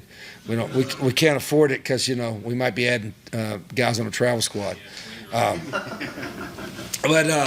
So we're going to have a big family picnic. We're going to take a team, a big team picture with everybody in the uniform Saturday. So it'll be a long day. Then Sunday will be, kind of nothing day for them, a little recovery or something in the training room. And then Monday will be our last day of camp, I guess. We'll have a morning practice, and from then on out, we'll start in the afternoons. You have older quarterbacks who've been around, but you have a number of younger guys. And I just wonder if the nature of that position, sometimes younger guys can just maybe fade a little bit because they know there's traffic ahead of them. Like, look at last year where Scotty started and where he is now. Is that a lesson for younger guys, like maybe newer than I think before? It's natural for everything for the younger guys because it happens so fast. I mean, it's not, they can learn it and know what to do, but the speed of the game happens so much faster than even from the best high school programs in the country, that's the part that they have to adapt to. And once you go through it once, like I usually tell coaches, I give them kind of 3 sessions to figure out, not just quarterbacks, but anybody else, a fall camp, a spring camp, and another fall camp. After that 3rd camp, you can pretty much identify, is that guy caught up to the speed of the game? And not just a quarterback, but any position. And so, but it's hard to do that with if this is just their first session. Most of our quarterbacks have been here at least since January, but it's still just their 2nd session. So that's the hard part for any position, but especially quarterback, that everything's happening so fast. You can't stand back there and hold the ball. And I've been probably yelling that as much as anything, like take off and run or throw the ball, because inexperienced quarterbacks have a tendency to just stand there and wait, and that can't happen. Change the way you treat depth of that position because the turnover there is so high, but you want to have as many good ones as you can. It's so hard because a lot of guys, if they ain't playing, they leave, right? So holding on to your 2nd or 3rd or 4th quarterback is a bigger challenge than before. But if they like their system, they like what they're at. I mean, they've got a great place, so they all love being here. And obviously, if you can afford to keep them, that's the hard part. Sometimes it's hard for you to afford to keep your backup 2nd team or 3rd team quarterback because somebody's going to pay them a whole bunch of more money. That part could always be a challenge, but our guys seem happy. And I think they see we recruited them because we thought they'd be great fits in our system and have great careers here. And that hasn't changed. If anything, all the guys that we have, our thoughts haven't changed on any of them right now for that. All right, Rich Rodriguez again from Friday, not from yesterday, but from Friday. And his thoughts after Friday's workout, had the scrimmage yesterday. All right, we'll focus in on the running backs. Rod West will join us, or we'll talk to the media. We'll listen back to that Friday conversation. We return. Sportsline continues in a moment. Feeling under the weather but don't want to leave home? With WVU Medicine Virtual Urgent Care, you can connect with a provider in minutes, right from your phone, tablet, or computer. From cold and flu symptoms to minor injuries and more. Expert care is just a click away. No waiting room, no commute. Available when you need it most, including evenings and weekends. Skip the trip and feel better faster. Visit wvumedicine.org/virtualuc. Hey, this is Brad Howe for your local internet provider, CityNet. High-speed fiber internet is probably at your front door, and now's the time to connect. Your tax dollars helped expand broadband access across West Virginia, and CityNet makes it real. More rural communities in West Virginia can finally get the high-speed internet they deserve. With free equipment, free installation, no contract, and local support you can trust. So whether you're streaming, working, gaming, or running your business, CityNet delivers the speed and reliability you need. When it's high-speed internet you need, CityNet.net connects, protects, and perfects. We are there for you, to care for you at the health plan. We are here for you. It's good to have options for your family or employees. Rooted in your community since 1979, the health plan is your trusted partner. Get flexible coverage, exceptional support, and competitive rates. The health plan, we are here for you. Live from the Health Plan Studios, the CityNet statewide sports line returns in 2 minutes on MetroNews, the voice of West Virginia. Football season begins right here on MetroNews Television. Join us Thursday, August 27th for the 2026 WVSSAC kickoff game. Presented by the Army National Guard. The Cameron Dragons battle the Clay Battelle Seabees live from Blacksville. Don't miss the first kickoff of the new season. The 2026 WVSSAC kickoff game. Thursday, August 27th at 7 p.m. Pre-game coverage starts at 6:30 p.m. Powered by GoMart. Only on Metro News Television. Across West Virginia, connection begins with fast, reliable fiber internet. Connecting overlooked communities to what matters most.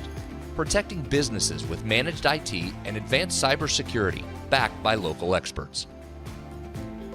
Perfecting technology experiences while investing in West Virginia's future.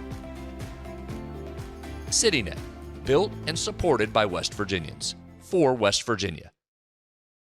A lot of patients come here without much hope, and I think we can give them hope. We offer a full spectrum of interventions suitable for every kind of person that walks through our door. We do absolutely everything we can to help you achieve your family building goals. Need a truck that's ready for work, weekends, and everything in between? Right now at Dan Cava GMC, get up to $10,000 off select new GMC Sierra 1500, or save up to $4,000 off all new GMC Canyon Elevations, offering bold styles, advanced technology, and everyday practicality. Come explore our all-new GMC Yukons, built for busy families and big adventures. All this and more at Dan Cava GMC in Bridgeport. Shop the world. You own a boat because you love spending time on the water. Choose the outboard that allows you to make the most of it. Honda Marine's legendary reliability, ease of maintenance, and powerful performance keep you going strong.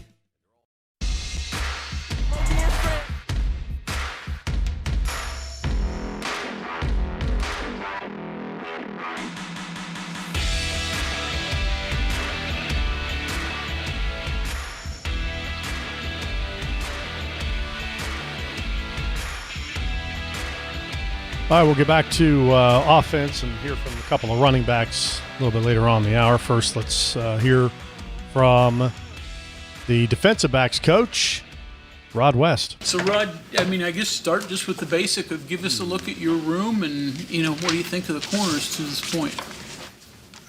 So far, we have a few new guys in, a few guys who returned from last year. I think it's been a competitive camp. Some good, some bad, still a work in progress. But I think we're on track to be where we need to be by the time we kick the season off. A couple guys back, but, Nick Taylor and Kayshawn were more safeties last year. So how much did you get to work with them last season, and how's their transition back to corner been? So Nick originally came in as a corner. Very unique skill set, physical kid. Felt like we need to get him on the field, and he's versatile. So we kind of transitioned him to play some nickel, and he plays some safety as well. But we feel like cornerback is his natural position. Great football player. Got to find different ways to get him on the field. Keyshawn, guy who's been in the program a while, know how we do things. He was a cornerback last year. He just was a little bit further down the depth chart, but he's making the most of his opportunity this offseason. Notice more length. To walk us through that thought process there with the size and length that you got a corner. I think with the way the current game is played, you have to make a lot of plays in space. So teams are going to find ways to try to isolate you and create one-on-one matchups. So you have to do a great job. Make sure you have the size, number one, to get off blocks in space, to tackle the screen game. And again, like I said, if it's 50-50 balls, just physics. If you're bigger, normally you're going to be in a better position a lot than some smaller guys. And then just tackling in the open field. That's one of the toughest things doing football is open field tackling. Obviously, more size you have, more length, you don't have to be perfect. You're a 5'9" guy, you got to be darn near perfect to get some guys down in space. So for us, it was a point of emphasis to get a little bigger at that position. You ever had a corner as big as Chom's? No, I haven't. Never. Never had a safety that big either when I used to coach safeties.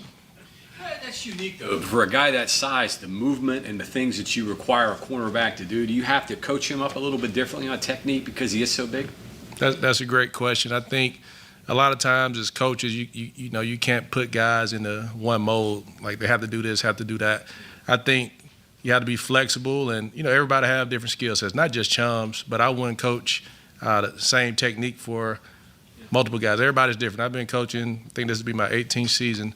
I've yet to have 2 players that are the exact same. If it's how they learn, how they move, how they study. So I think as a coach, I had to do a good job of being able to, to reach them where they are. So no, I wouldn't coach Chambers and Chums the same way. I wouldn't coach Keyshawn and Nick the same way. They're all different. So I had to find different ways to get the best out of them. Jair has flashed Blacksville practices. Just what do you see from him? Just a tough, tenacious kid, very relentless on the perimeter. And, a lot of people may not know this, but out of the entire room, he's played the most snaps at the FBS level. He played a lot last year at Kent State, and we're excited to see what he does this fall. But just high motor kid, and he's smart. He can play different positions. So, again, we're going to be excited to see his growth throughout the season. What does Chambers give you? What does Chambers give you possibly coming back? Familiarity. He know how we do things. He know how we operate. We also know him, and there is a certain comfort level of knowing how someone's going to respond in the moments. We've seen him play in this league. We've seen him play against really good players, and we know what we're getting. So in the time of the portal and all the uncertainty, it's like a safety net to know what you're getting. What did you learn from last year in terms of yourself individually as a coach that you can take and grow and apply to this year? Positive, negatives for yourself? Well, Coach Rodriguez always say, we try and get better every year as coaches. I want to be the same coach I was a year ago, 2 years ago, 3 years ago. So I think the biggest thing for me is just adjusting and adapting to the times. Like the days of having guys around for 4 or 5 years and, you have time to let them develop and mold, everything is just more accelerated now. So as a coach, we have to be as clear and concise as possible, make everything as simple and straightforward when you're teaching so you can have all the guys ready to play in a shorter period of time. About the Big 12 style, what did you take away from that, just broadly speaking, the different teams that you dealt with? Good question. I think the biggest thing for me is, you always, when you're in other conferences, you hear about different leagues and how they play and the style of play. It's going to be a lot of up-tempo teams. You're going to have to defend the pass. They're going to throw it around. A lot of spread teams. So for us, like I said, one of the things, the question you asked prior, that's why the emphasis was on length. Like you have to be able to tackle in space and you got to be able to own those 50-50 balls. So that's the most important thing I took away from last year. Like we have to get bigger and be able to hold up in those one-on-one situations. Consequently, you recruit to the style that you're going to play, I guess? Yes, sir, absolutely. Junior college corners, you got a couple of them. They're bigger guys too, but how long does it take them to sort of grasp what you're doing? I mean, I assume they're accelerated over a high school guy, but where's their learning curve? I think, I don't want to put a label on somebody and say because they went to junior college it's going to take longer. Everybody's different. So some guys, you might have a fifth-year grad transfer that struggles to learn. You might have a 17-year-old freshman who come in who picks it up right away. So I think for us as coaches, just following the lead that Coach Rodriguez has set, we have to do a great job of keeping everything clear, concise, and straightforward so all of our guys can play and contribute as soon as possible. So as coaches, that's our job. Make it as simple as possible so we can get the best guys on the field. So I think all the guys have done a really good job of gravitating toward what we're trying to get done. How have the 2 JUCO kids done? They've been fine. They've been fine. I think the room as a whole, they've done everything we asked them to do. They're picking up what we're trying to get done schematically, how we do things as a program, and again, excited to see their growth over the season. Would you say you're where you want to be or where you hope to be with the group a few weeks before the season kicked off? Were you ahead of that, or it doesn't sound like you're behind it? That's a tough question. I'm always, I don't want to say a perfectionist, but you want every day. You want to dominate. That's just me as a competitor. I want to dominate the opposition every day. But also, the older I get, I realize that the opposition is also our team. So I want to see some days where, if it's Jay Bray or some of those guys make plays. So I have to remind myself of that. Every day after practice, Mountaineer football has won. Even though I may feel like crap sometimes, we give up a big play. But I think so far we're in a good spot. We're not going to become complacent. We're going to keep working, take it one day at a time, focus on the process, and then I think we'll be in a good spot in a few weeks. Vincent Smith is a pretty interesting prospect. What do you know about him? What do you like about him since he got here in the summer? Vincent has a great story. Comes from a tremendous family, hardworking young man. I'm sure y'all notice his size as well. He's pretty big. He's about 215 right now. Extremely athletic, fast. He's going to be a great player. And I think he could be one of those guys, too, in time, who can serve in a multitude of roles for us. So we're going to be excited to see how the season goes for him. I know he's going to probably contribute on special teams early, and hopefully at some point throughout the season, he can be contributing on defense as well. Story, there's a lot you go into there, but his measurables were pretty impressive, but he's moved around a bunch too. What about his story gets your attention? So Vincent's uncle, who came on an official visit with him, he's a producer with Tyler Perry Studios. I don't even know. Are y'all familiar with Tyler Perry? Do y'all know? Okay. All right. So for me, that's fascinating. Being from the South, Tyler Perry was huge as I grew up. So I was kind of starstruck by that. His mom, she travels around the world. So Vincent, basically last couple of years of high school, he's been pretty much at home by himself, doing a lot. So very mature. Every day in the recruiting process, he was so unusual for most 17-year-old kids. He'll go to school, he'll have a job, and then he'll drive an hour away to do DB training every day. So to me, that was very refreshing. I think a lot of guys you recruit now is about, they want the attention. What can you do for them? Vincent was always a hard worker, so it was hard to get a hold to him sometime because he may be either at work or training until 10 p.m., but every day he showed that maturity level, and we've been pleased to have him.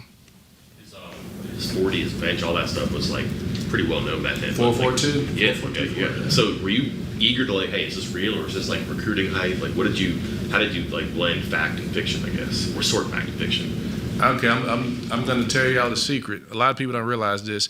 So he went to, I think it may have been an Under Armour or Rivals camp.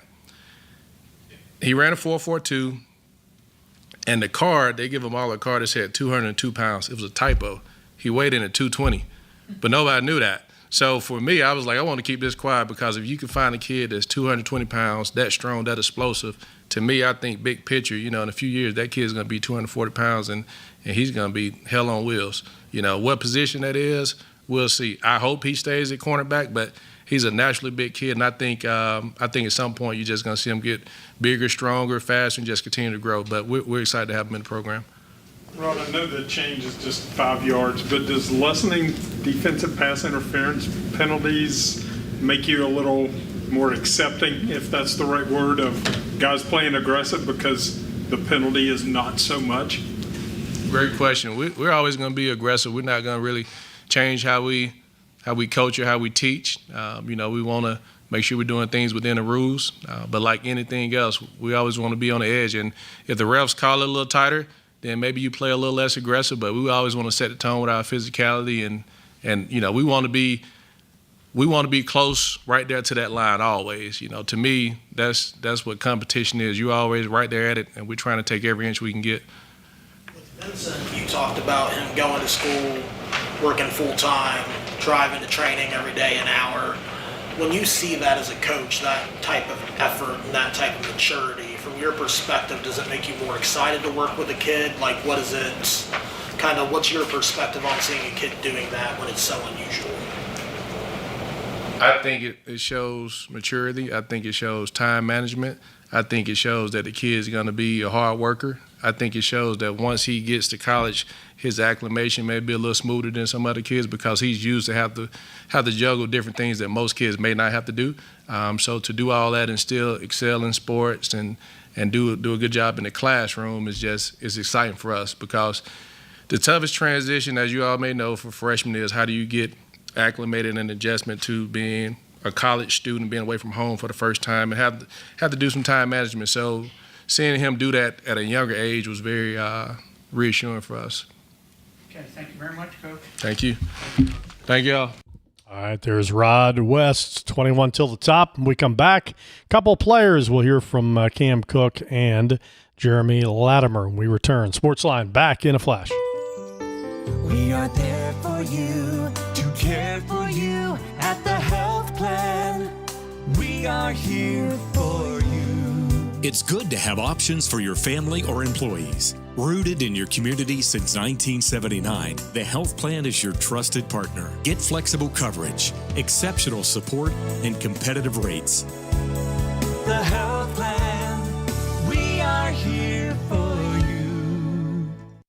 Live from the Health Plan Studios, the CityNet statewide Sportsline returns in 2 minutes on MetroNews, the voice of West Virginia.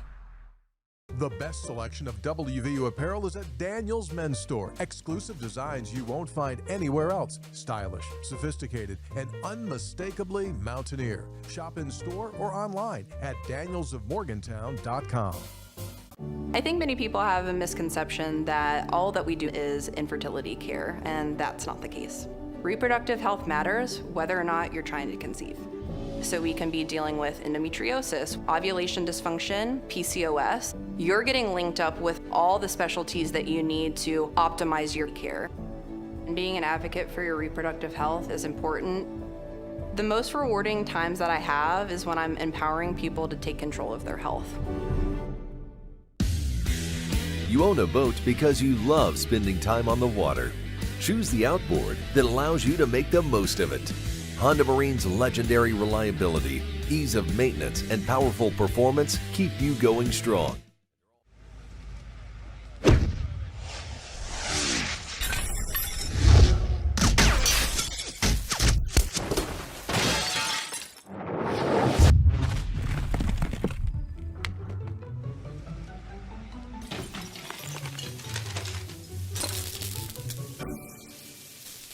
I'm Sean Kovich, Mountaineer golf coach. When disaster strikes your home, business, or golf game, call the restoration company the Mountaineers call. Panhandle Cleaning and Restoration. For over 20 years, Dan Cava Toyota World has been more than a dealership. We're family-owned, community-focused, and committed to taking care of our customers long after the sale. Our commitment doesn't stop when you drive off the lot. With factory-trained technicians and a service team you can trust, we're here to keep your vehicle running at its best for years to come. So when it's time to get your next vehicle, choose the dealership that's been serving the community for generations. Visit Dan Cava Toyota World in Fairmont. Shop the world.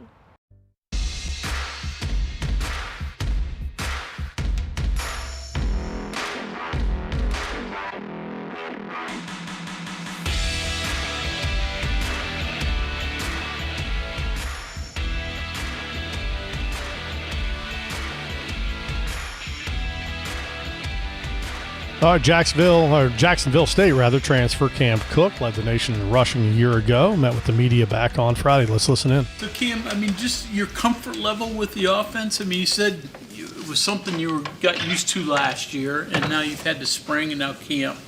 So where's your comfort level with the offense? I say I'm really comfortable with the offense. Just being able to go through spring and then get a little bit of work in the summer, and now we're going over in the fall, during fall camp. I think I've been able to get real comfortable with it. What are your thoughts and mindset on the preseason accolades and watch lists that you're on? It definitely means something to me. Last year I wasn't on nobody's watch list, so it's just something to look forward to. I'm not really looking at it in any particular way, for real. Do you have individual goals in mind? I know you want the team to win, but do you have individual goals in mind? Some players think if I hit this individual goal, then the team will win and work. I'll say I'm just want to do whatever can help us win as a group, and I feel like it'll come along. If I'm trying my hardest, then that stuff probably happen on its own. Where's the sort of sweet spot for a running back with contact? You don't want to get beat up in the preseason, but obviously you got to get hit as well. So you have to balance that. Yeah, I say some sort of balance. It's not like I'm withholding myself from anything. I'm gonna go practice however I need to practice. I think a running back needs to get a decent amount of hits before the season to know, so his body could be ready. So just being ready to take the amount of hits.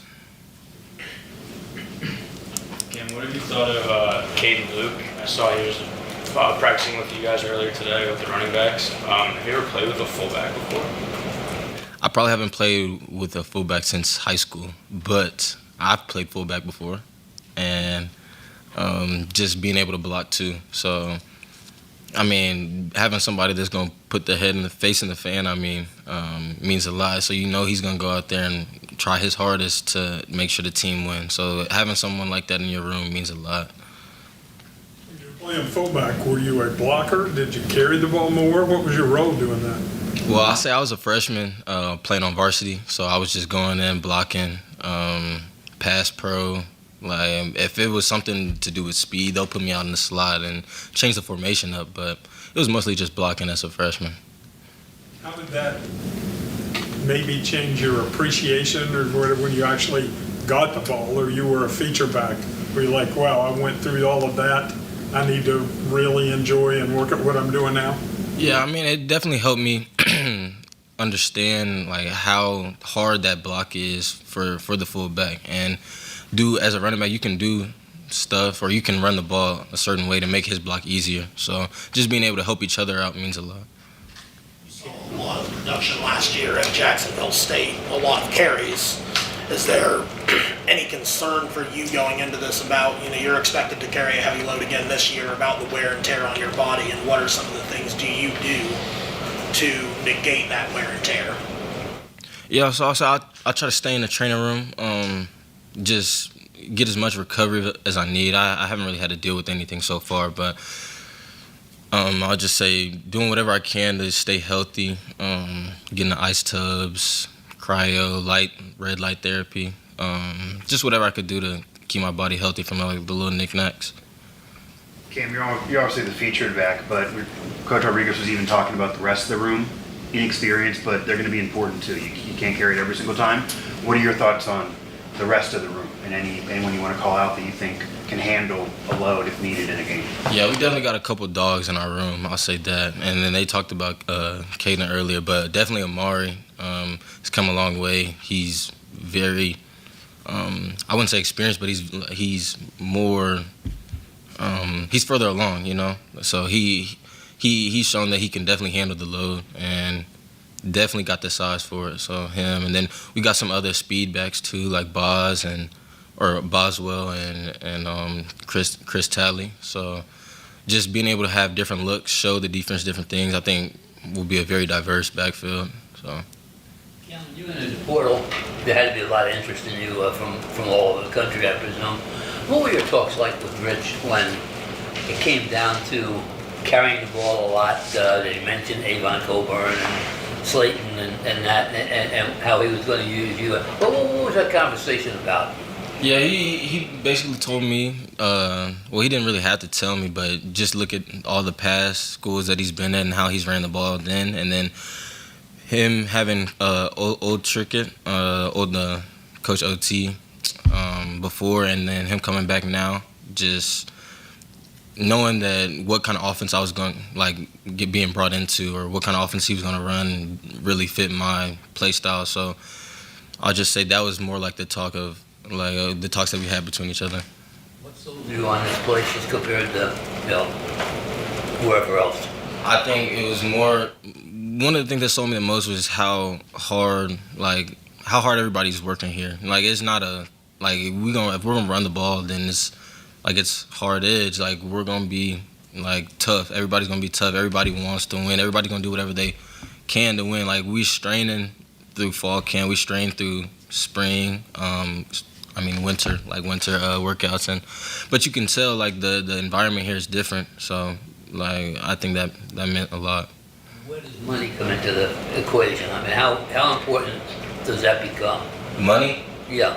I say I'm really trying to be somewhere where I know I can advance my play style, better myself to get to the next level. So this was being able to do that with West Virginia. I felt like that was the best place for me to be able to do that. Is this offense much different than what you ran at Jacksonville State, or is it identical? I wouldn't say it's identical, but it's definitely similar. So it wasn't hard for me to adjust. Some similar plays. The play style is fast. So I was kind of used to it already. Yeah. Training camp wrapping up. What's your kind of position on like going from training camp to more focusing on those game day practices? Do you have a different kind of approach, or is it just what's kind of the transition like between those two?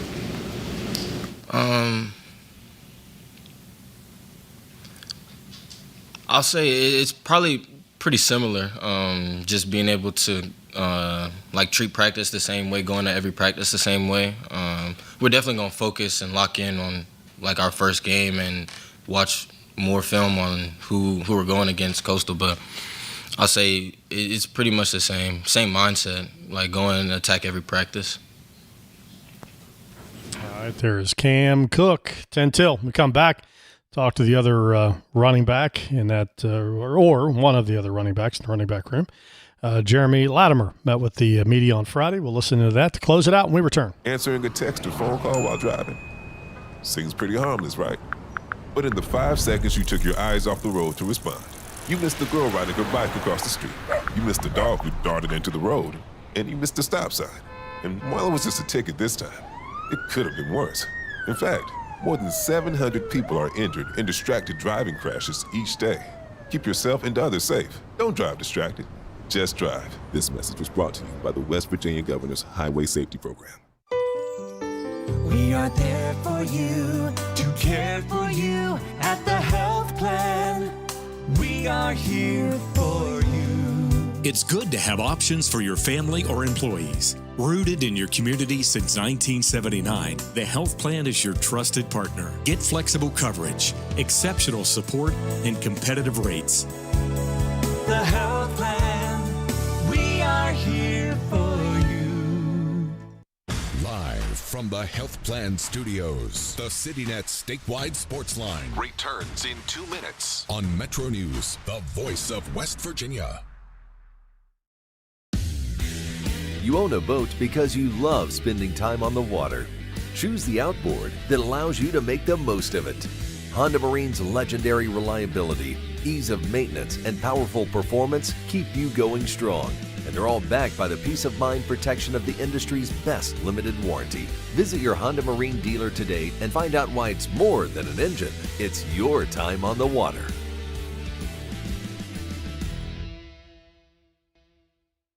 A lot of patients come here without much hope, and I think we can give them hope. We offer a full spectrum of interventions suitable for every kind of person that walks through our door. We do absolutely everything we can to help you achieve your family building goals. In 1914, the same year the first commercial flight soared and the Panama Canal opened, Greer Industries was born. Herbert and Agnes Greer began in Morgantown, West Virginia, striking the first pick into the limestone formation that would become the backbone of one of the state's great industrial legacies. From the roads we drive on, the buildings we build, and the communities we serve, Greer Industries has been delivering quality for decades. At Greer Industries, we've been improving lives for more than a century. At Daniel's Men's Store, exceptional style begins with a curated selection and finishes with a flawless fit.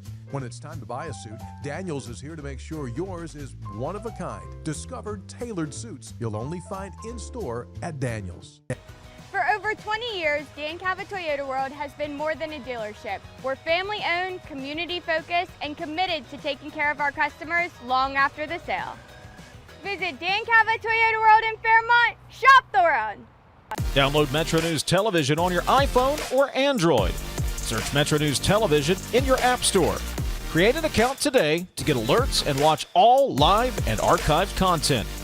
Download now.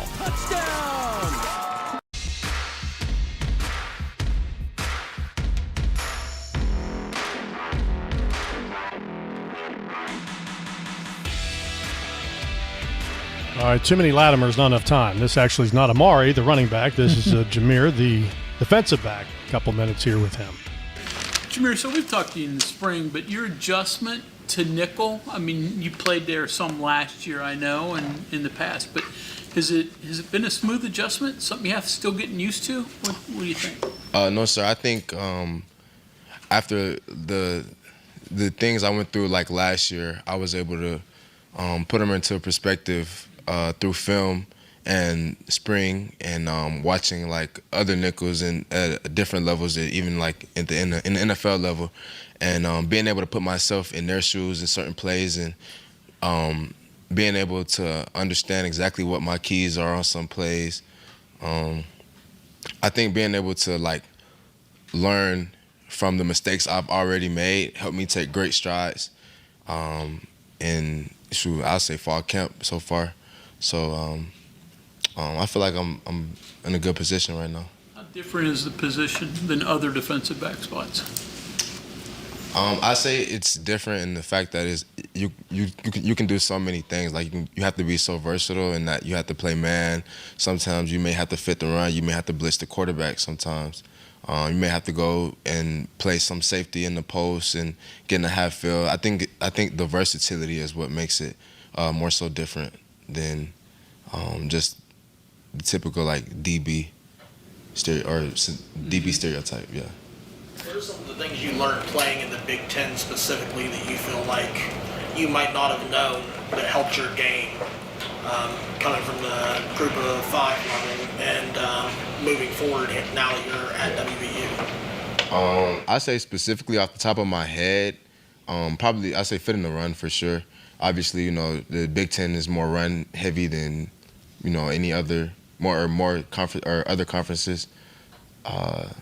So I say fitting the run, just understanding that, like, I have to do my job and not try to do somebody else's job and fall out of my gap. Just understanding that. Yeah. You may have been in the room when Vincent Smith's name came up. What's your thoughts on a guy that big who can move that fast? Nah, I talk to my teammates about it all the time. I can't believe it. Like, he's an athletic freak. I think he's going to be able to contribute at some point this season.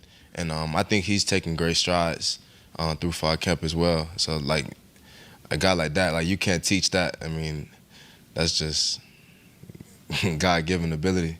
Do you think he grows out a corner at some point in his life, the way he's so big? Possibly. I mean, obviously, he looks like a safety, like a third-year safety right now. But he moves well to be his size. Like, I would have thought myself that he would have been a safety. I thought when he first came in, I thought he was a safety until I realized, like, oh, that's Vincent. I'm like, yeah, that's crazy, yeah. So, he can move. Like, he can move not only vertically or, like, in straight line speed. Like, he has lateral movement, lateral quickness as well. So I think that's a strength of his. So. Obviously, you need that at corner. Yeah, facts. Yeah. You're not big though, so how do you overcome the lack of size, especially at nickel? Because you think of that as a very physical position. Well, I think a lot of my game is more mental than anything. Like, from the outside looking in, it may seem like, yeah, I'm small, and I know myself that I'm smaller than, or maybe the average nickel, or even, small to compare to other linemen. But it's just a mentality that I come with every day. Like, I'm not gonna allow myself to play to my size, and I know I have to get a job done, and that's just what it has to be. Like, I'm a winner, so it's just a mentality thing, and I use my quickness a lot more than, I just use my quickness more than anything else. So. Zach mentioned when we talked to him back when, obviously man coverage is your deal, but when you were at Wisconsin, did they ask you to play the line of scrimmage a little bit more, or did you get more of that part of your game there? Well, definitely. So, I mean, I know a lot of teams will game plan around that, and then they would try to put the nickel in the fit just because, like you say, I'm a smaller guy, obviously.